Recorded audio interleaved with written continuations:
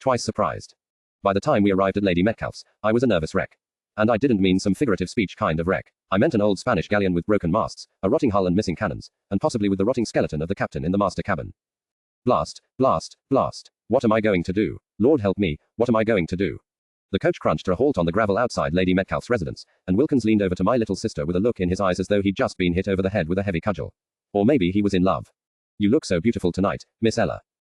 Thank you, Sir Philip. You are too kind.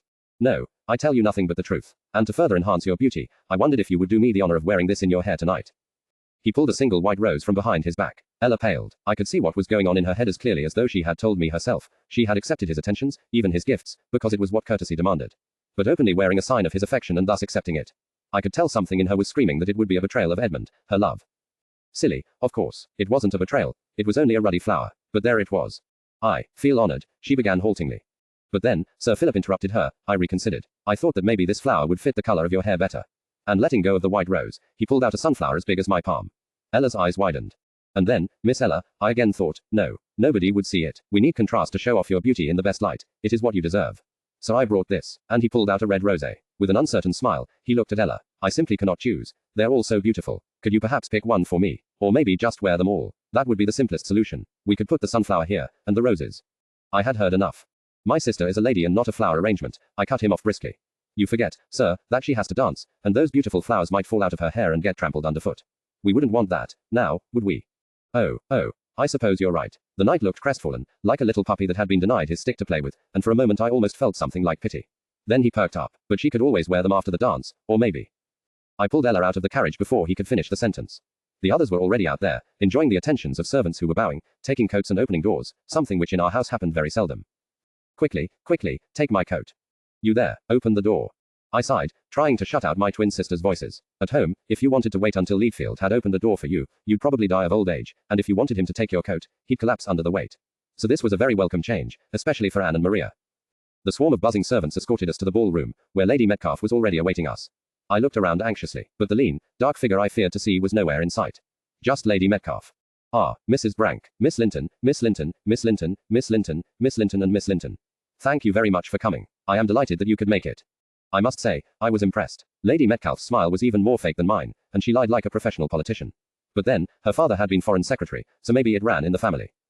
Lady Metcalfe, my aunt trilled. I was so excited when we received your invitation. It was very nice of you, considering you have never before deigned to include us in one of your festivities. Ouch, I could see where this was leading. Poisonous fumes already hung heavily in the air between the two older ladies. I simply could not resist, Lady Metcalfe purred. Sir Philip was so enthusiastic, and I simply had to invite the young lady who has been so fortunate as to attract the affection of one of London's finest young men, despite her regrettable social position. If looks could kill, Lady Metcalfe would have been a red blot on the wall right then, and my aunt would be hauled off to Codbath Fields prison faster than you could say Jack Robinson. Unluckily, though, looks couldn't kill, and my aunt remained a free woman. Remember, she hissed at me while curtsying to Lady Metcalfe. Behave yourself. This was going to be a very long night, and he would be there.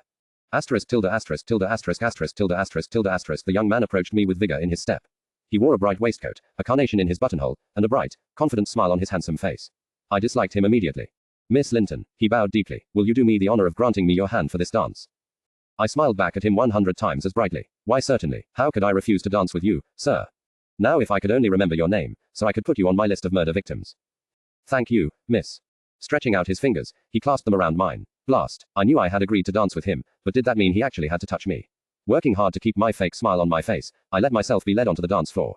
From the edge of the crowd I could see Anne and Maria ogling me with incredulity. I smiled at them, too. Tonight was Smiley night.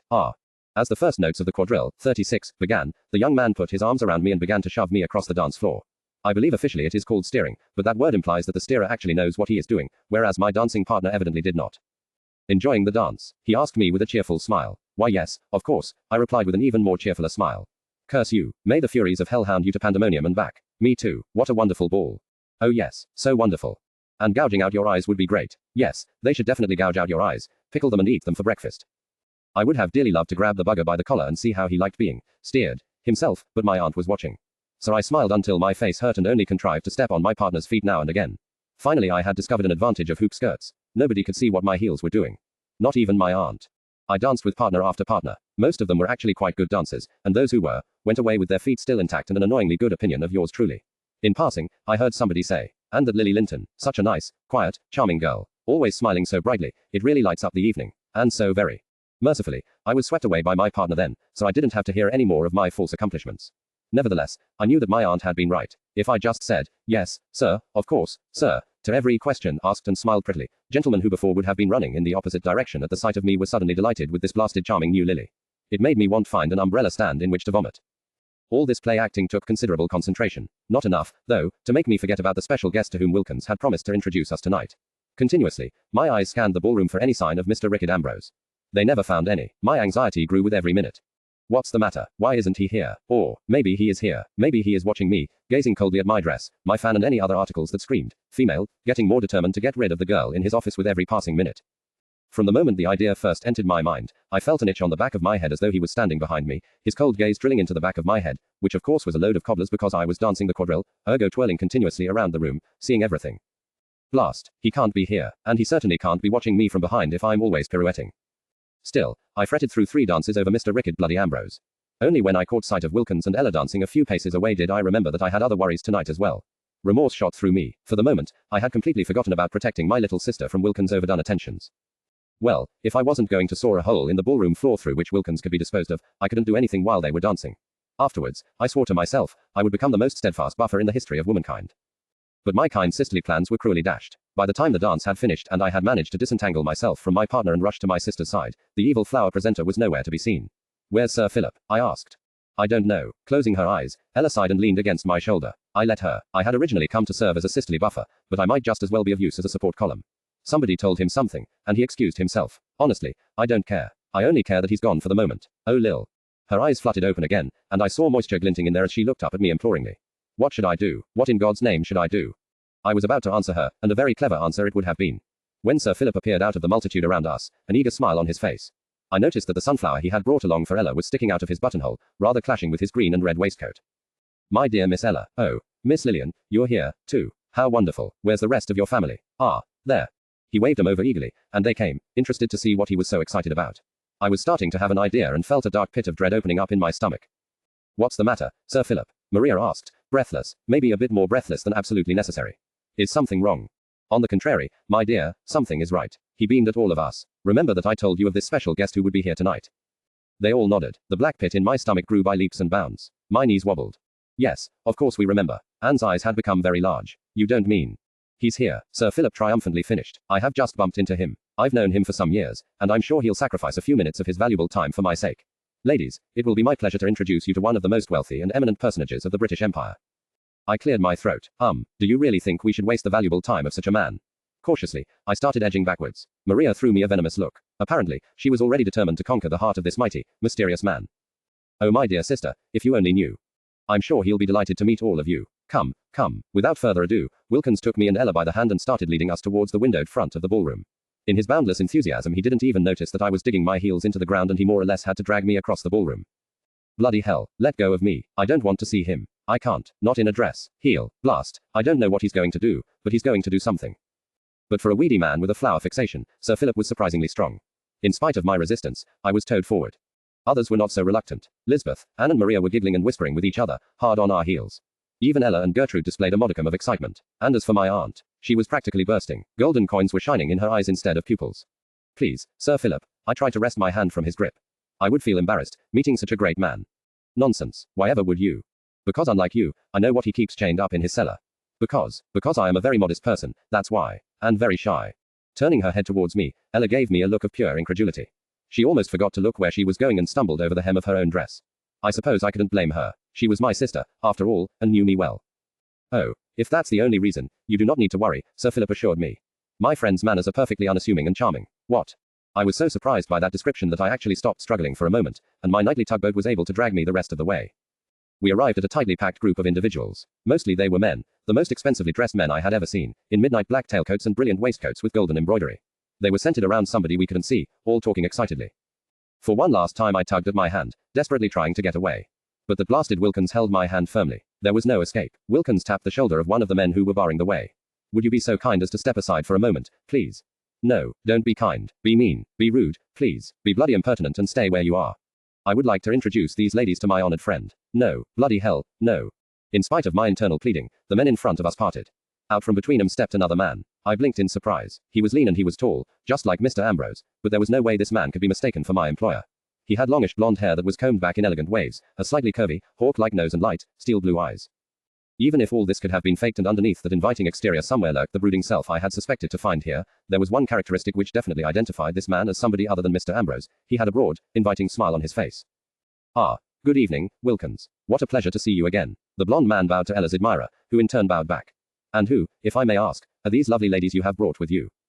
His voice, too, was nothing like Mr. Ambrose's. It sounded smooth and eloquent, like a public speaker who could move whole crowds, or maybe a young, dashing general who by his voice alone could persuade men to follow him into battle. For some reason I felt a blush creep up my cheeks. Of course, where are my manners? Wilkins let go of my hand so he could point us out in turn. Lord Dalgleish, may I present Mrs. Brank, Miss Linton, Miss Linton, Miss Linton, Miss Linton, Miss Linton and Miss Linton. Ladies, this is Lord Daniel Eugene Dalgleish. He bowed to each of us in turn, slowly and elegantly.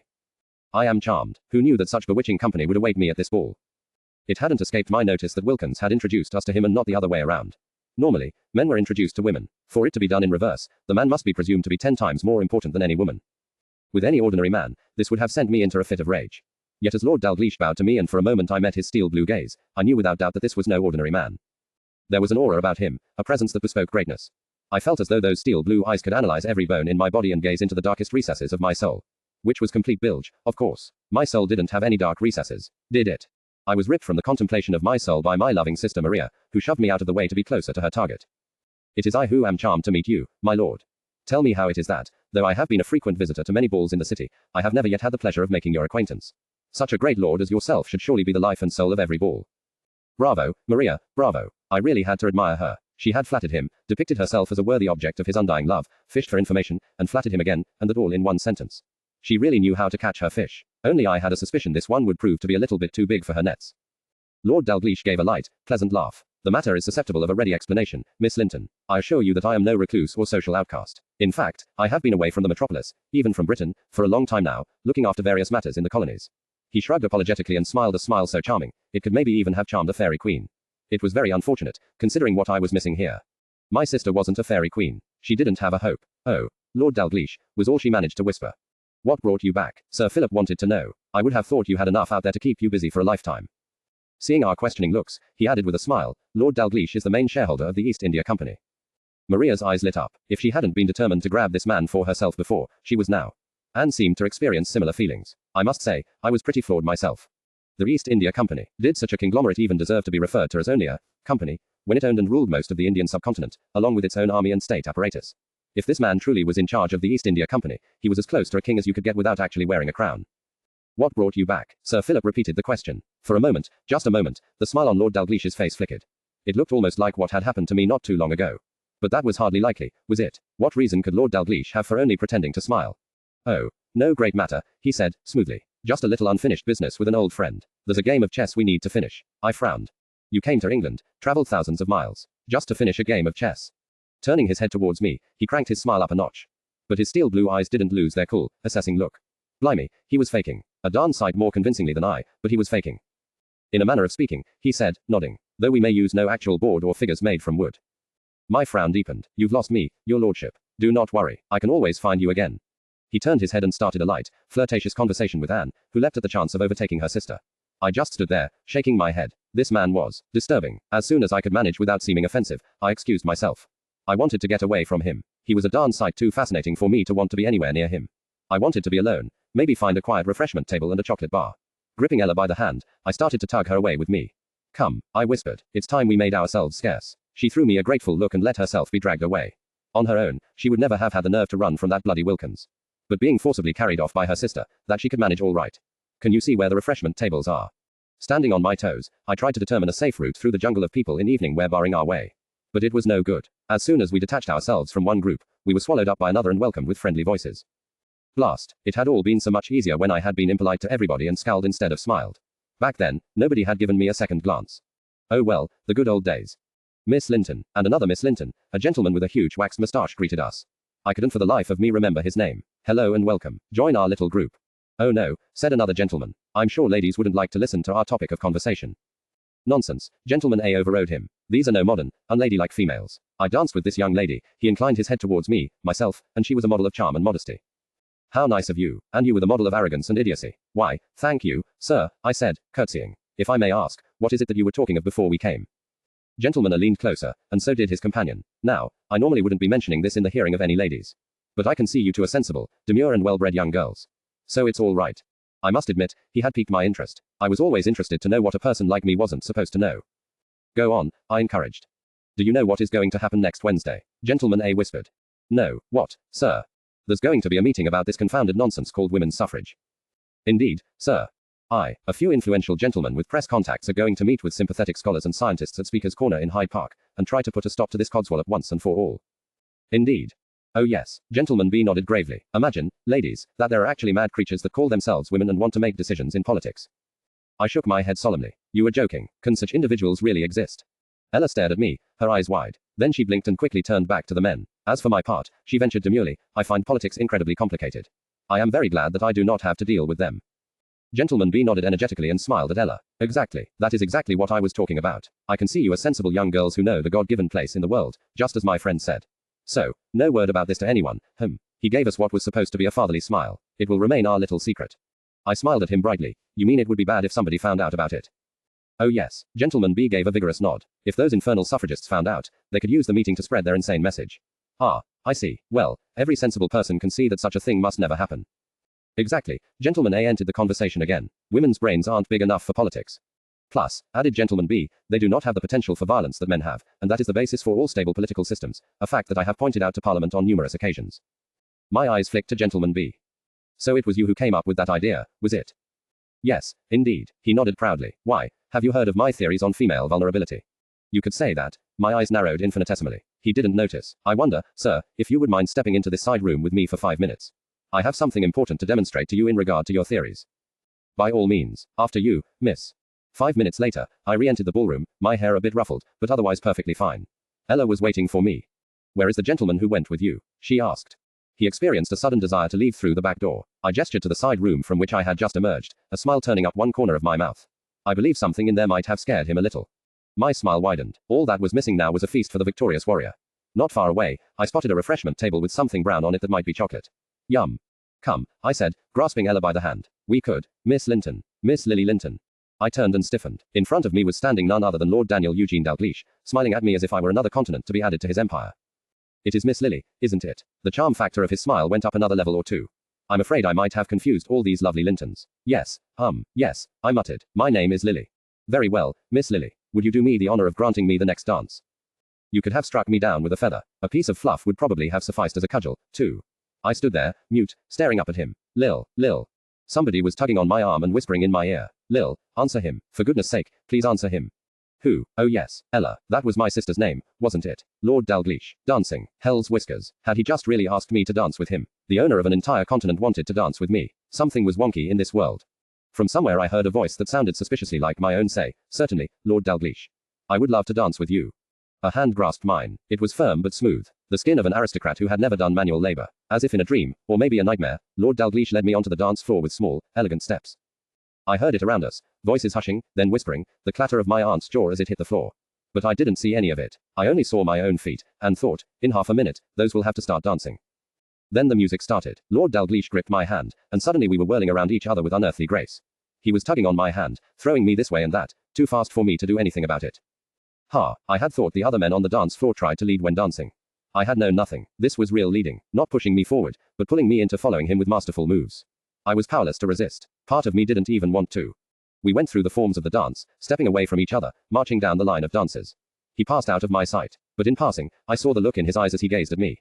In that look was something I hadn't seen in the face of this paragon of power, curiosity. At the end of the line I turned, facing him again.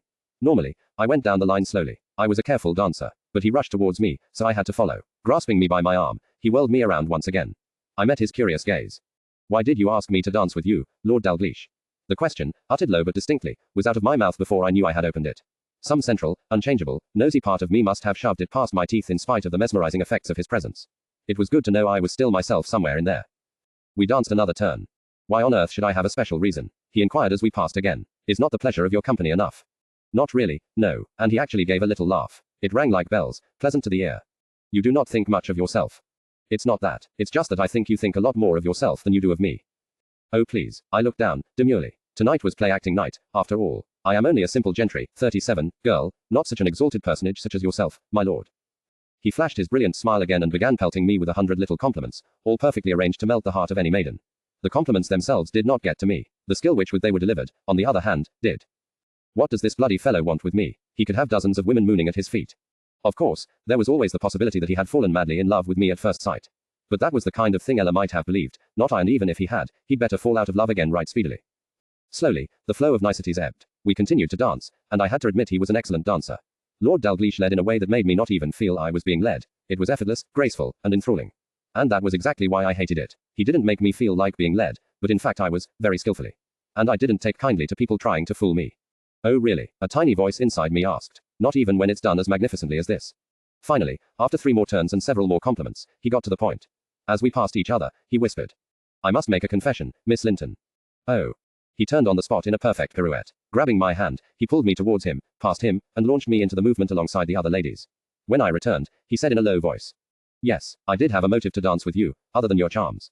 Although I assure you, he added, smiling again, that no other motive would have been needed. I faked a smile back at him. Now we were talking business. But there was one.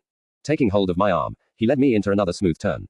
Yes, I was curious. When we first met, you looked at me rather strangely, as if you expected to see somebody else. I am used to how people react around me, and your reaction was startlingly different. So, as I said, I am curious. What was going through your mind when you saw me? How about, thank God, it's not him. I hesitated, but I had already fulfilled my quota of lies for the day. And anyway, why shouldn't he know? Fixing my gaze on his mesmerizing steel blue eyes as the ballroom turned around us in a blur, I said. Sir Philip hinted to us that we were going to meet a person of great importance at the ball. From what he said, I was expecting somebody else. Oh, one of his brows rose in interest. Whom, if I may ask? I opened my mouth to speak. At that precise moment, 3 heavy, loud knocks came from the large door leading into the ballroom. The music stopped. The dancers stopped. Everything stopped. I nearly stumbled over Lord Dalglish's feet, and only grabbing onto his shoulder kept me from falling. Quickly, I steadied myself again, letting go of his shoulder. I looked around. I could see the same question on every face. Who on earth would be daring, impatient, bad-mannered and arrogant enough to interrupt a ball in the middle of a dance? Oh no. The doors swung open and, as I knew he would, in strode Mr. Rickard Ambrose, his face harder and more stunning than ever. Everybody stared at him as he stood there, facing the motionless dancers. Everybody except me, that is. I was too busy staring at the tall, ravishingly beautiful woman who had entered the room on his arm. Dueling on the dance floor. She was slim and fair with delicately curved lips, deep green eyes, and black hair that tumbled in rich curls down her back. She held herself regally, and it was clear that, unlike me, she felt perfectly at home in a ballroom.